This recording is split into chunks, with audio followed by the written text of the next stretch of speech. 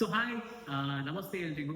ಇವತ್ತಿನ ಈ ಒಂದು ವಿಡಿಯೋದಲ್ಲಿ ನಾವು one of our clients, shape shift clients ಅನ್ನ ನಾವು ಇಂಟರ್ವ್ಯೂ ಮಾಡ್ಲಿಕ್ಕಿದ್ದೀವಿ. ಸೊ ಇವರ ಹೆಸರು ಬಂದ್ಬಿಟ್ಟು ಮಿಸಸ್ ರೀನಾ ಅಂತ. ಇವರು ಮೂಲತಃ ಬ್ಯಾಂಗ್ಳೂರವರು. ಸೊ ಇವರು ಶೇಪ್ ಶಿಫ್ಟ್ ಪ್ರಾಡಕ್ಟ್ ಅನ್ನ ಯೂಸ್ ಮಾಡ್ಕೊಂಡು ಇವರ ದೇಹವನ್ನ ಹೇಗೆ ಟ್ರಾನ್ಸ್ಫಾರ್ಮೇಶನ್ ಅಂತ ತಗೊಂಡು ಹೋಗ್ತಾ ಇದ್ದಾರೆ.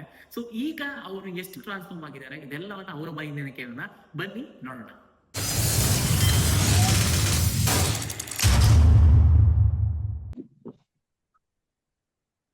ಓಕೆ, ನಮಸ್ತೆ ರೀನಾ ಮ್ಯಾಮ್. ನಮಸ್ತೆ ಸರ್.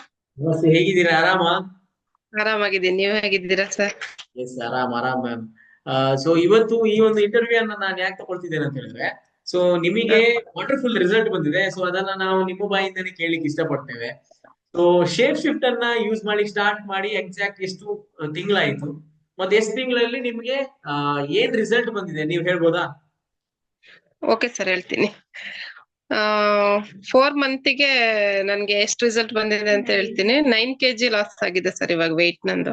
ವೆರಿ ಗುಡ್ 4 ಮಂತ್ಸ್ ಅಲ್ಲಿ 9 kgs. Very good, nice progress. So ನಿಮಗೆ ಒಂದು 2-3 ಕ್ವಶನ್ಸ್ ಕೇಳ್ತೀನಿ ನಾನು. ಸೊ ನನಗೆ ಯಾಕಂತ ಹೇಳಿದ್ರೆ ನಿಮ್ಮ ಎಕ್ಸ್ಪೀರಿಯನ್ಸ್ ಅನ್ನ ನಾನು ಶೇರ್ ಮಾಡ್ತೀನಿ ನನ್ನ ಇನ್ಸ್ಟಾಗ್ರಾಮ್ ಪೇಜ್ ಅಲ್ಲಿ. ಸೊ ಹಾಗಾಗಿ yes ma'am, Reena ma'am.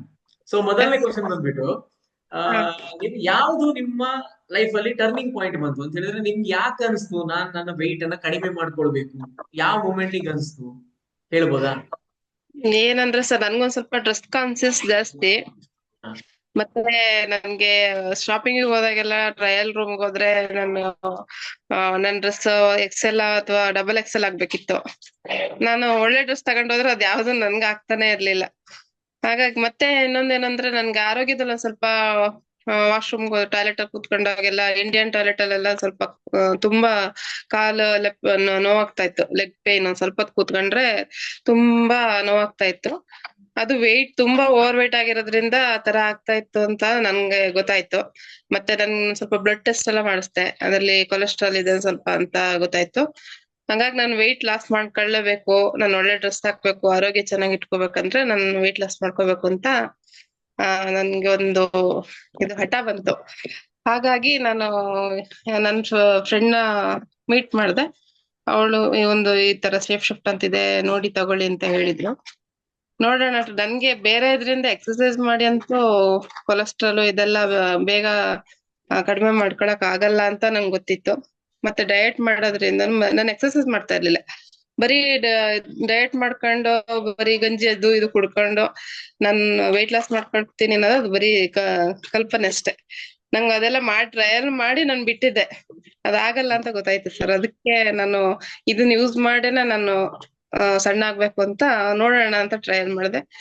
First ನಾನು ತಗೊಂಡಾಗ ಒಂದ್ ಸ್ವಲ್ಪ ದಿನ ಅದಕ್ಕೆ ಅಡ್ಜಸ್ಟ್ ಆಗ್ಬೇಕಲ್ಲ, ಡೈಲಿ ಫುಡ್ ತಗೋತಾ ಇದ್ದವರು ಅದನ್ನ ಕುಡ್ದ್ಬಿಟ್ಟು ಡ್ಯೂಟಿ ಮಾಡ್ಬೇಕಾದ್ರೆ ಒಂಥರ ಖುಷಿ ಆಗ್ತಾ ಇತ್ತು ಸರ್. ಡೈಲಿ ಟಿಫನ್ ತಿಂದ ತಕ್ಷಣ ನಮ್ಗೆ ಅದು ಸುಸ್ತಾದಂಗ ಅನಿಸ್ತಾ ಇತ್ತು. ಡ್ಯೂಟಿ ಒಂದ್ ಸ್ವಲ್ಪ ಟಿಫನ್ ಮಾಡಿದ ತಕ್ಷಣ ಕೆಲ್ಸ ಮಾಡಕ್ಕೆ ಲೇಜಿನೆಸ್ ಆಗಲ್ಲ, ಒಂಥರ ಕೂತ್ಕೊಳ್ಳೋಣ ಅಂತ. ಇದನ್ನ ಕುಡಿಯಕ್ ಸ್ಟಾರ್ಟ್ ಮಾಡಿದ್ಮೇಲೆ ಒಂಥರ ಎಷ್ಟು ಕೆಲಸ ಮಾಡಿದ್ರು ಸುಸ್ತಂತಾನೆ ಅನ್ಸಲ್ಲ. ಮಧ್ಯಾಹ್ನ ಊಟಕ್ ಮಾತ್ರ ಒಂದ್ ಸ್ವಲ್ಪ ವೆಯ್ಟ್ ಮಾಡಂಗಾಗುತ್ತೆ, ಚೆನ್ನಾಗ್ ತಿನ್ಬೇಕು ಅಂತ ಅನ್ಸುತ್ತೆ.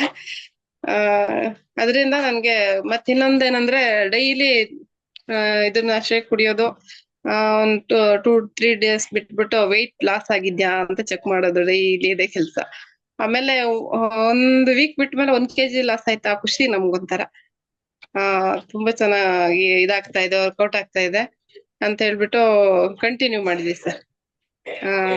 1 ವೀಕ್ 1 ವೀಕ್ ಆದ್ಮೇಲೆ ಹಂಗೇನೆ ವೆಯ್ಟ್ ಲಾಸ್ ಆಗ್ತಾ ಬಂತು. ಹೌದೌದು sir. Slow and steady wins the race ಅಂತ. ಸ್ಲೋ ಆಗಿ ಆಗ್ಬೇಕು. Okay, next question.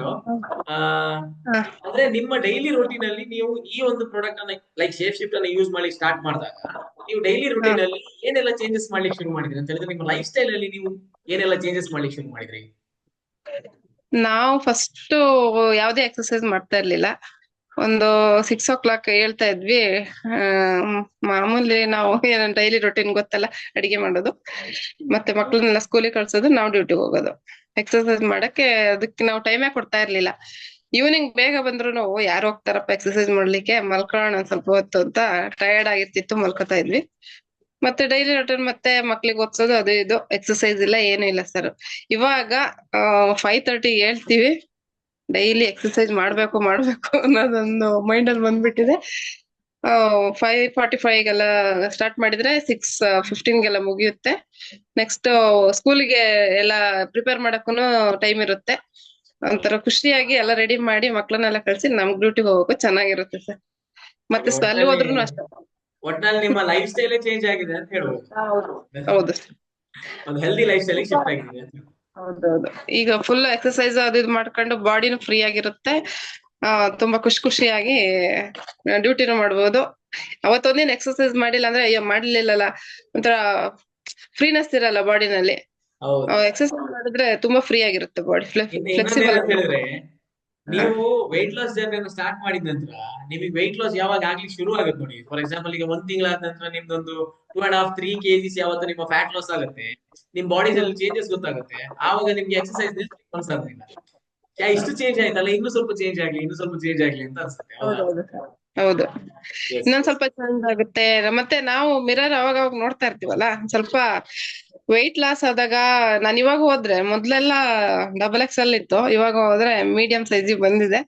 ಅರೆ, ಮತ್ತೆ ಮಿರರ್ ನೋಡ್ತಾ ಇರ್ತೀವಿ ಯಾವ ಕಡೆ ಫ್ಯಾಟ್ ಲಾಸ್ ಆಗಿದೆ ಅಂತ.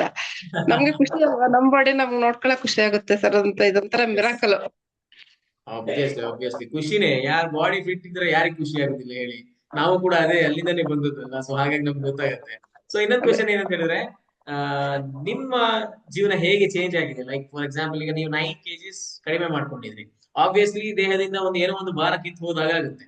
ಯಾಕಂದ್ರೆ 9-10 kg ಬ್ಯಾಗ್ ಅನ್ನ ನಾವು ಹೊತ್ಕೊಂಡು ನಾವು ಹೇಗೆ ಹೋಗ್ತಾ ಇರ್ತೇವೆ, ಆವಾಗ ನಮ್ಗೆ ಅದು ಏನ್ ಹೇಳ್ತಾರೆ, ಭಾರ ಅಂತ ಫೀಲ್ ಆಗುತ್ತಲ್ಲ. ಅದೇ ರೀತಿ ನಮ್ಮ ಬಾಡಿಯಲ್ಲಿ 9 kg ಫ್ಯಾಟ್ ಇರುವಾಗ ಅಥವಾ ವೆಯ್ಟ್ ಜಾಸ್ತಿ ಇರುವಾಗ ನಮ್ಗೆ ಆಬ್ವಿಯಸ್ಲಿ ಭಾರ ಅಂತ ಅನ್ಸುತ್ತೆ. ಸೊ ಅದನ್ನ ಕಳ್ಕೊಂಡ ನಂತರ ನೀವು ಹೇಗಿದ್ದೀರಿ? ಲೈಕ್ ಫಿಸಿಕಲಿ ಆಗಿರ್ಬೋದು, ಎಮೋಷನಲಿ ಆಗಿರ್ಬೋದು, ನಿಮಗೆ ಏನ್ ಅನ್ಸ್ತಾ ಇದೆ ಈಗ?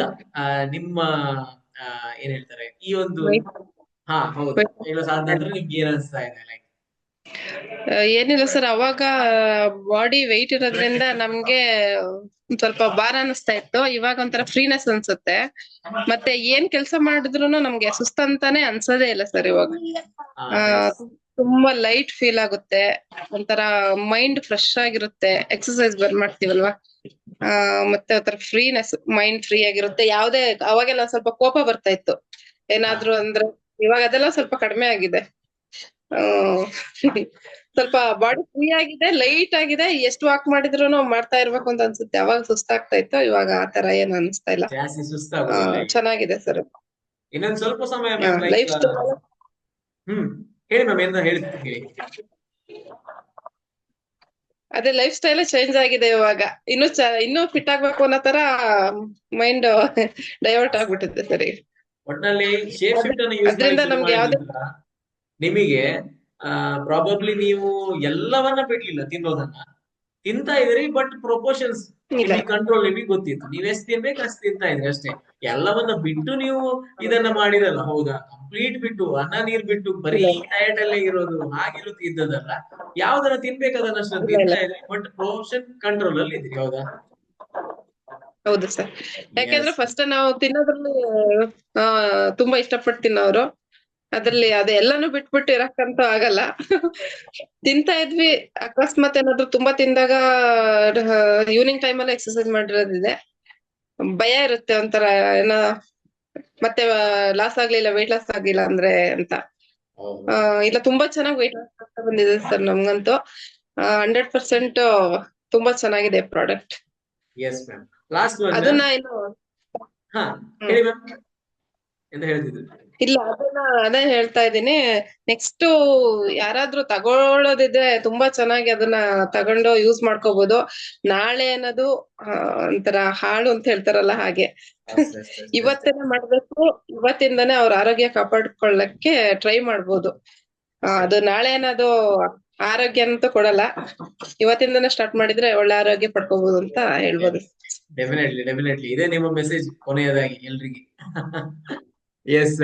ಸೊ ಹಾಗಾಗಿ ಇನ್ನಷ್ಟು ವೆಯ್ಟ್ ಲಾಸ್ ಮಾಡ್ಕೊಳ್ಳಿ, ಫ್ಯಾಟ್ ಲಾಸ್ ಮಾಡ್ಕೊಳ್ಳಿ. ಆಕ್ಚುಲಿ ಇನ್ನಷ್ಟು ಫ್ಯಾಟ್ ಲಾಸ್ ಮಾಡ್ಕೊಳ್ಳಿ, ಹೆಲ್ದಿಯಾಗಿ ಫ್ಯಾಟ್ ಲಾಸ್ ಮಾಡ್ಕೊಳ್ಳಿ, ಟೈಮ್ ತಗೊಳ್ಳಿ, ನೋ ಪ್ರಾಬ್ಲಮ್. ಯಾಕಂತ ಹೇಳಿದ್ರೆ 25-30 ವರ್ಷದ ಭಾರವನ್ನ ನಾವು 3 ತಿಂಗಳಲ್ಲೇ ಇಳಿಸ್ಬೇಕು ಅಂತ ಹೇಳಿದ್ರೆ ಅದು ಪ್ರಾಬಬ್ಲಿ ಅದು ಇಂಪಾಸಿಬಲ್ ಅಂತ ಹೇಳ್ಬೋದು. ಸೊ ಅದಕ್ಕೆ ಟೈಮ್ ತಗೊಳುತ್ತೆ. ಸೊ ಟೈಮ್ ತಗೊಳ್ಳೋಣ, ನೋ ಪ್ರಾಬ್ಲಮ್. ಸ್ಲೋಲಿ ನಮ್ ಬಾಡಿಯನ್ನ ಅದಕ್ಕೆ ಸೆಟ್ ಮಾಡ್ತಾ ಬರೋಣ, ಸ್ಲೋಲಿ ಎನರ್ಜಿಯನ್ನ ಇನ್ಕ್ರೀಸ್ ಮಾಡ್ತಾ ಬರೋಣ. ಸೊ ಶೇಪ್ ಶಿಫ್ಟ್ ಮೂಲಕ ನಾವು ನಮ್ಮ ಲೈಫ್ ಅನ್ನಂತೂ ನಾವು ಚೇಂಜ್ ಮಾಡ್ಕೊಳ್ತಾ ಇದ್ದೀವಿ. ಇನ್ನೊಂದಿಷ್ಟು ಜನರಿಗೆ ಕೂಡ ಇದನ್ನ ಹೇಳೋ ಮೂಲಕ ಇದು ನಿಮ್ಮ ಒಂದು ಮೆಸೇಜ್ ಅಥವಾ ನಿಮ್ಮ ಒಂದು ಟ್ರಾನ್ಸ್ಫಾರ್ಮೇಶನ್ ಇರುವಂತದ್ದು ಇನ್ನೊಂದಿಷ್ಟು ಜನರಿಗೆ ಇನ್ಸ್ಪೈರ್ ಆಗ್ಬೋದು. So thank you so much Reena ma'am ನಮ್ಮೊಂದಿಗೆ ಜಾಯ್ನ್ ಆಗೋದಕ್ಕೆ. ಸೊ ಬ್ಯಾಂಗ್ಳೂರಿಂದ ರೀನಾ ಮ್ಯಾಮ್ ಇದ್ರು. So thank you so much Reena ma'am. Thank you so much. Reena ma'am ತರಾನೇ ಸಾಕಷ್ಟು ಜನ ಹೌಸ್ ವೈಫ್ಸ್ ಆಗಿರ್ಬೋದು ಅಥವಾ ವರ್ಕಿಂಗ್ ಪ್ರೊಫೆಷನಲ್ಸ್ ಆಗಿರ್ಬೋದು, ನೀವು ಕೂಡ ನಿಮ್ಮ ಫ್ಯಾಟ್ ಲಾಸ್ ಮಾಡ್ಕೊಳ್ಬೇಕು ಅಂತ ನೀವು ತುಂಬಾ ಮೆಥಡ್ಸ್ ಗಳನ್ನ ಅಪ್ಲೈ ಮಾಡಿರ್ಬೋದು. But let me tell you one thing, ನೀವು ಫ್ಯಾಟ್ ಲಾಸ್ ಮಾಡ್ಕೊಳ್ಬೇಕು ಅಂತ ಹೇಳಿದ್ರೆ the best method is calorie deficit. So calorie deficit ಅನ್ನ ಮಾಡ್ಲಿಕ್ಕೆ ಶೇಪ್ ಶಿಫ್ಟ್ ಎನ್ನುವಂಥದ್ದು, ಸೊ ನಿಮ್ಗೆ ಕ್ಯಾಲರಿ ಡೆಫಿಸಿಟ್ ಅನ್ನ ಮಾಡ್ಲಿಕ್ಕೆ ಶೇಪ್ ಶಿಫ್ಟ್ ಗಿಂತ ಬೆಟರ್ ಆಪ್ಷನ್ ನಿಮ್ಗೆ ಬೇರೆ ಯಾವ್ದು ಸಿಗ್ಲಿಕ್ಕಿಲ್ಲ. ಯಾಕಂತ ಹೇಳಿದ್ರೆ ಇದು ಯಾವುದೇ ರೀತಿಯ ಫ್ಯಾಟ್ ಬರ್ನರ್ ಅಲ್ಲ. This is just a meal replacement shake. ನಿಮ್ಮ high in calorie low in nutrition meal ಗಳನ್ನ ನೀವು high in nutrition low in calorie ಆಗಿ ನೀವು ಕನ್ವರ್ಟ್ ಮಾಡ್ಕೊಳ್ಬಹುದು. Just by replacing one of your meals ನೀವು ನ್ಯಾಚುರಲ್ ಆಗಿ ನಿಮ್ಮ ವೆಯ್ಟ್ ಲಾಸ್ ಅನ್ನ ಮಾಡ್ಕೊಳ್ಬಹುದು. ಇನ್ನಷ್ಟು ಇಂತಹ ಟೆಸ್ಟಿಮೋನಿಯಲ್ ವಿಡಿಯೋಸ್ ಗಳನ್ನ ನಾನು ಅಪ್ಲೋಡ್ ಮಾಡ್ತಾ ಇರ್ತೀನಿ. So keep watching. ನೀವು ಯಾರಾದ್ರೂ ಫ್ಯಾಟ್ ಲಾಸ್ ಮಾಡ್ಕೊಳ್ಬೇಕು ಅಂತ ನೀವು ಥಿಂಕ್ ಮಾಡ್ತಿದ್ರೆ ಡೆಫಿನೆಟ್ಲಿ ಇವತ್ತಿನಿಂದನೇ ಶೇಪ್ ಶಿಫ್ಟ್ ಮೂಲಕ ನಿಮ್ಮ ಫ್ಯಾಟ್ ಲಾಸ್ ಜರ್ನಿಯನ್ನ ಸ್ಟಾರ್ಟ್ ಮಾಡಿ.